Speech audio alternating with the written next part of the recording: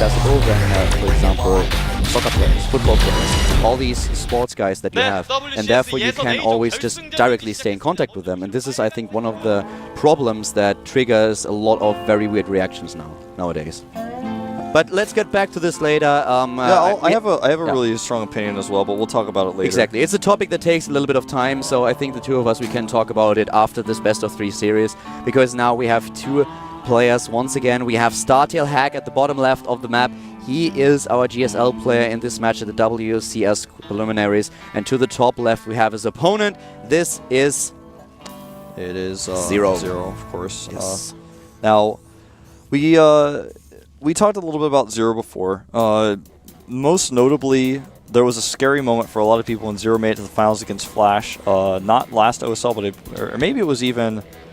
Nah, it wasn't... Was it the MSL? I can't remember, but it may have been the ABC Mart MSL, but he knocked Jaedong out, and then he played against Flash in the finals. A lot of people were concerned that it was going to be the last of this particular Brood War tournament, whether it was NBC or OSL, I can't remember at this moment of time. It may have been Jin Air, may have been NBC, or ABC, but either way, he was able to make it to the finals against Flash, and then Flash 3-0'd him in what a lot of people call the most boring finals ever. And he has this kind of reputation of taking out Jaedong and then making lame finals. It's kind of what he's known for from the fans I've spoken to and from some of the matches I've watched. But we'll see what he's gotten. That's what he's known for. I mean, that's a terrible reputation. That is so okay. Well, he's known for his micro and ZVZ. He's known for his ZVZ especially as well. I will say that. Okay, but well, one of the things that we should point out here is Zero was able to defeat Tyrius. He was able to defeat Tacita with 2-0. And now he is in the final of his bracket. This is bracket Group A, so it's the final here, and we have Hack against Zero, which means that the winner of this is going to advance to the WCS qualifier. If you want to have a look at the brackets itself, go to teamliquid.net, and from there on you can just go to Liquipedia and have a look at the brackets today. People there will always be able to help you out a little bit. And let's see what happens here. Puzzle already advanced. It was Group B. In Group C, we actually have a final between the best and either Inori or Dreamer, so no one of the Casper players is still in here, while Boom Boom already advanced over the STC, something we mentioned earlier. So much for the first 4 groups, and let's just have a quick look at Group A and who is going to advance here. Yeah. Well, we'll find out very soon. I'm just watching this extractor be cancelled repeatedly, as the openings here are pretty straight up. We have 1 Rax expand. Quick gas from our Zerg, actually. Oh no, that's actually just his extractor that he was making. That always tricks me when that happens. Yeah, he tries to take the he tries to delay the second gas here, and it takes, of course, a little bit more than 2 Marines in order to take it down. Therefore, he pulls SCVs in order to make this happen. It was the ABC Mart MSL, by the way. Someone confirm that for me. I hate when this happens where I can't remember the exact same tournament, but the last NBC tournament there ever was on NBC Game before the channel died. Well, died. I don't know if it's the right word for that. That's a bit harsh, but before it was replaced by an NBC Music channel, I will say. Let's see what Zero's got in store here. Like you mentioned, he took out several good players. Terius, one of them, who's, of course, otherwise known as Bumblebee. And a 2-0 versus Tacita. That's impressive. It's also notable. And now, I really want to see how he's going to approach this. This is the first Zerg player that we see today, the first Brood War Zerg that we see play.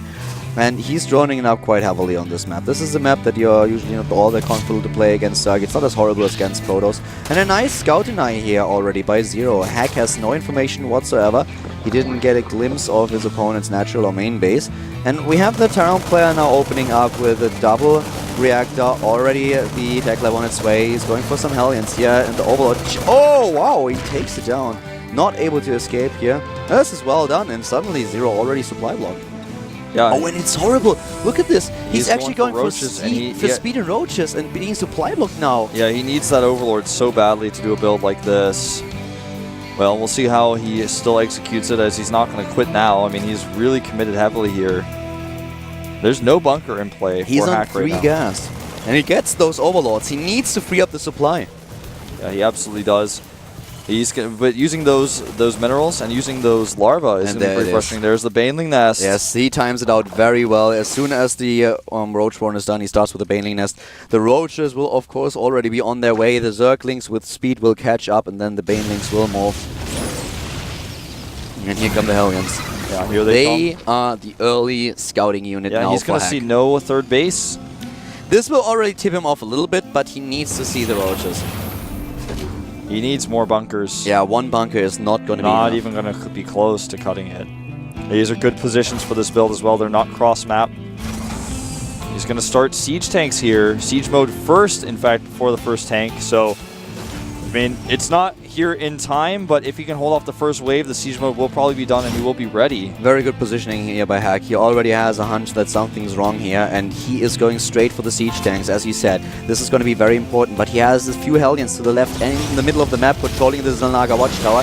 He has these early scouts and taking down the Zerglings now. Really important. And he knows that there are more Zerglings coming and he knows exactly what's up now. He sees the Roaches as well and he's like, oh wow, I have to get ready here. And siege mode is not done yet.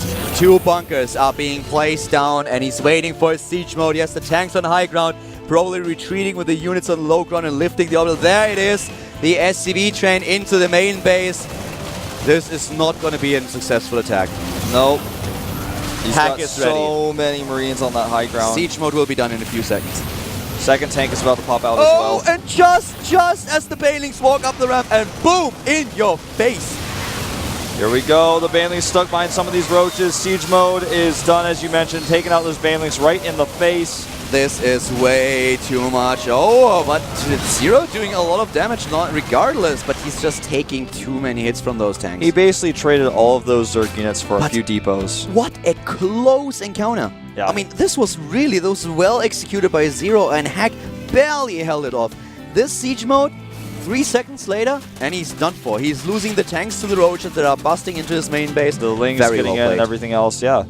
That was a pretty close call, but in the end, Hack having what he needed. He's rebuilding his bunker, just being prepared for a second follow-up here. Using the rest of that army to kill some rocks, just trying to figure out something to do here.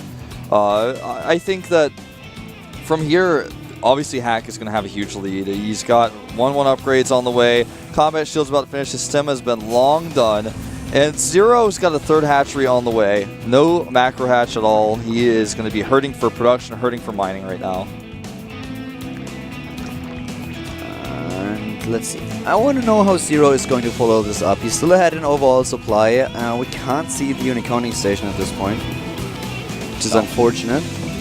It is quite unfortunate, but we don't have an observer in. We don't have our own PC in game, guys. We see what you see. There it is, 50 to 43. So the harvester count is decent for Hack with the mules in the picture. He's getting the 3rd base now. And the tech, of course, now for Zero, who tries to go for mid-game composition. His creep spread is really good. And oh wow, while I'm talking about creep spread, he's actually not the first Zerg player that we see today. I was just trying to refer to Solki and I realized Solki is, of course, also a Zerg. We saw him earlier today. So not the first Brood War Zerg that we cast. But yeah, Solki had a problem in this matchup against Terran with his creep spread. But this is something that that doesn't apply to Zero at all. His creep spread is actually really good at this point. He's really making this work, and this will give him a bit of an edge here. So even though he did not really do too much damage with this attack, he's still in a good position. Yeah, he's transitioned quite well. The problem for him now is the supply difference is starting to show. It looks like Hack is really getting that army ready. The creep spread is going to allow him to slow down any pushes he may face. And, you know, we see a 3rd base being prepared to be taken for Hack, but I'm not surprised he's not trying to push that creep back right now. He has the army to do it, and he should know this, that if his opponent committed so much to that attack, he's either going to have an army on the middle of the map to stop him and no economy and no drones, or he's just going to have drones to try to be safe, which 90% of people will do in this case. So he actually has the power to move out and start taking out that creep. He's being a little bit passive here, I think. He saw the... I think he saw the command center at the 3rd. We can't double check. It was definitely on the edges of his vision with the Overseer, but I think that he knows. Either way, he's going to know this is a pretty normal time for a 3rd regardless. Yeah, of course. So at this point, that's the thing that you are going to assume. The Spire is building now for Solki, and he is trying to use... I would be a little bit surprised to actually see him to commit over heavily to Mutalisk at this time. I feel like this is what he will do, but I don't think it's the best decision that he could make. A Broodlord transition would definitely be a lot better right now. Oh, I'm watching this Overlord die. He killed both. Yeah, there are the Mutalisks. He's trying to rely on the Mutalisk, and I'm... On this map, I'm not too happy with the choice. Let's see if he can make this work. I feel like this is a strategy that Hack won't have too many problems with. No, I don't think so either. Mutalisks are really out of style. Well, actually, they're coming back into style a little bit. It depends on the map quite a lot, and on this map, Mutalisks are not the best choice. Usually we see Zerg players go straight for example, the Broodlord composition. Also, Ultralisks are something you can use on this map. But after this initial damage that he tried to dish out, going for the Mutalisks is maybe a little bit too late, and there are already missile turrets in production. We have 45 Marines. The one thing that StarTale Hack will do is get additional Thors into play. At least if he is heavily committing to Mutalisk, and he currently has 9 of them. There's the drop, and this is of course something he can shut down. That's the one thing that Mutalisk will really be good for. Yeah, he's actually going to position himself really, really well in between these two hatcheries, actually. Well, he could have. Either way, the mutas are here. It's not going to be too significant, but I guess, you know, the most important thing is that, yeah, the mutas are out and the drops are shut down. That drop was pretty insignificant. See an Overlord cluster over here. Viking trying to make something happen over here. Unfortunately for him, though, not able to do a whole lot. And it looks like now, it looks like Hack has decided this is my time to attack. He's going to send a drop around one side while he goes with the creep at the front. And he's waited so long that the creep is actually basically extended into his base, so it's going to take him forever to push this back. Hack is confident that he can match his opponent's army. The Mutalisks are, of course, a heavy commitment to gas, and this means that there are no infestors at this point, or that they will be a little bit, at least a little bit later, which is what triggered Hack's reaction here. He's probably just trying to take a fourth base, he's building it, and there are the Thors that I talked about earlier. Small forces with Marines to force back creep. This is something that he could have done 3 minutes ago, but now it's too late. With the Mutalisks in the picture, it is definitely not all that valuable anymore. Yeah, you're right. He's not going to be vulnerable to it. And the tanks are moving closer and closer here onto the creep, but he's still confident. He's still secure with what he's got here. He's not even able to get to that watchtower with how much creep is there. It takes him so long to get through how far he's spread it that Zero is actually feeling pretty content at this point. Holding this base up here, though, is so important. He needs to get this 5th alive. Even with the 4th base up, I think this is a pretty crucial base for him. And he's not able to. He's not close enough. His units are too far away. He's going to lose his hatch. Doesn't even cancel it because he's dealing with this drop over here at the same time. Sulky has a lot of not Sulky, Zero has a lot of minerals and a little bit of gas. Gas is what he's lacking, and he's making the Broodlord transition as we assumed earlier. And he invested in those Mutalisks maybe a little bit too much. They are of course nice to cut down shut down the drop play, but he has a little bit too many of them with only, well, either you commit more or you build like only 6 of them to shut down drop play. That's the only thing that they're designed to do. But with 9, it's a commitment that so far didn't pay off. Yeah, it's kind of an awkward number of mutas to have, really, I would say. You know, it's almost like either 8 or 12 or more, but with 9, I don't know. It's good. It's more than 8, that's for sure. These infestors are pretty close to the siege tanks. Here they go. Going in. The tanks not very well spread by Hack here, and Zero's going to tear through the first part of them. However, the second wave is going to be a little bit too much for him. Throwing a lot of banelings away on that Thor is not very cost efficient at all. He was spread really thin here, the entire siege tank line, but he did a bit of damage, and now he's trying to move in here. Some of those infestors are already gone, but he didn't use a lot of energy. There's still a lot of fungus available to him, and if he makes those count, nice spread here. And look, he's trying to target down those units. He's trying to target down the infestors, and as soon as they are gone, he's in trouble. The Mutalists, they try to flank it, snipe a tank or 2. There's no Thor anymore. No, there's no Thor anymore. He's going to get a lot of those units over on the left side, but on the right, here he goes, going through the center, taking out the 4th base. He's already taken out the 5th. Things are looking a little bit scary here for Zero right now, our Moongjin player. Another 4th base is now established for Hack. Once again, a drop into the main is started. And, well, Zero has to attack. He's setting up nice flanks here. I like how he plays in general. The creep spread is positioning, how he tries to force engagements. This is all really well done. But Hack seems to be a bit too strong for him. Yeah, he's too strong. He's all over the place, attacking through the center, forcing these lings back by dropping here. So now the center is exposed. He can destroy some more of this creep. There are a few patchy areas where he's got those tumors. That's why the creep hasn't receded very much. But if he just gets a few more of those, the creep will have to recede. He's of course also heavily over-droned at his 4th because he retreated with all the drones on the base that were all attacked earlier. And here, once again, shutting down the drop play here. Very important for him to pull off, and that's exactly where the Mutalisks shine. But the ground army that is slowly but steadily leapfrogging forward for Hack, this is his biggest problem to face. Yeah. This army is getting closer and closer. He's running into the natural.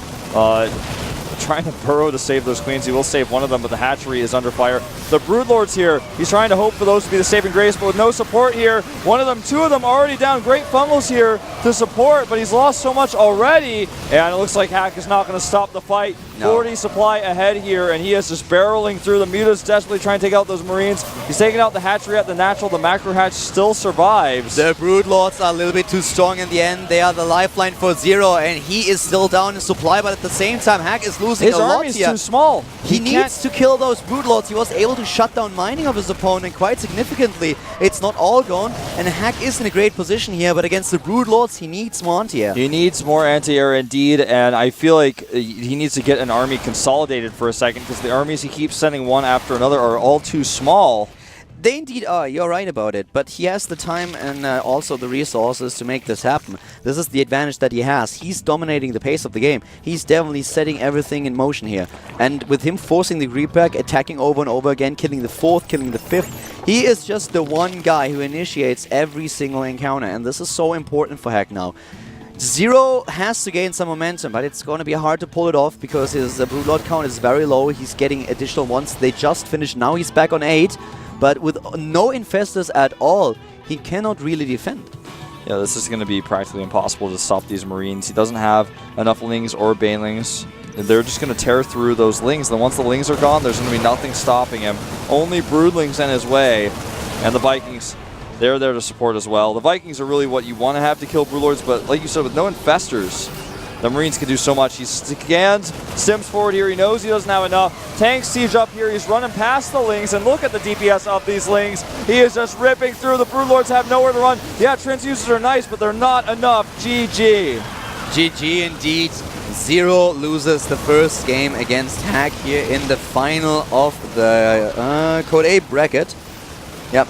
No, sorry, Group A bracket, not Code A bracket, obviously. We suddenly transitioned to a different tournament entirely. Yeah, we kind of did.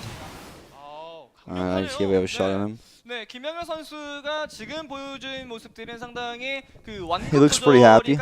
Zero, on the other hand, gonna have to take that loss. Obviously, he got a pretty big deficit from the beginning after his attack did not do as much damage as he would have hoped for. Losing that Overlord certainly really hurt him a little bit. But Hack just played a really cautious game, almost a little bit too patient at times, but in the end, it was fine for him. He played a great game here. I really liked how he set up this position in the middle of the map. Sometimes he was spread out a little bit too thin, but he just slowly and steadily sieged forward, forced the creep back, put himself into a position where he could siege up at his opponent's third base and the fourth. He did a really great job here. Zero, on the other hand, with nice positioning, and I don't know, his timings were a little bit off, and he had some trouble recovering from the early disadvantage that he had because of his failed Roach and baneling push. There was a lot of gas dedicated to this, and in the end he didn't do enough damage. But it was actually, I loved how he played here, and I could certainly see how he was able to take down a lot of GSL Code A and Code B players early on. Well, I don't know what our second map is actually going to do. It's Cloud Kingdom. It's on screen in Korean there. That literally means Cloud Kingdom, like boom boom in Korean. And that is going to be our second map, which is, I think, a pretty balanced map. A lot of Zerg players don't like the Terrans. You know, the way the Terran expands on this map, it's constantly expanding towards you.